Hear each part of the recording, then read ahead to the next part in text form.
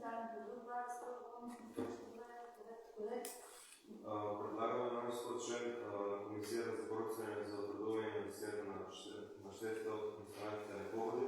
Нашето Живко Шкелев, който е правото на общинска администрация, да бъде Станчо Моганов. Начинаме с Живко Шкелевски, Станчо Моганов. Може да се пише в документацията. Значи за членове на комисията Валентина Недева, Димир Илов и Стоян Шепетанович.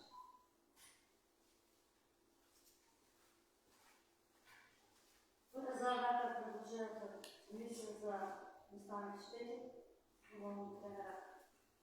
Еднопасно знак, еднопростък, едновъздържан. Почували съветници, почували съграждани, слова точка през изпълнение ред. Образовът беше фактът да се информира комисията за настаните щети на правосъдната нация.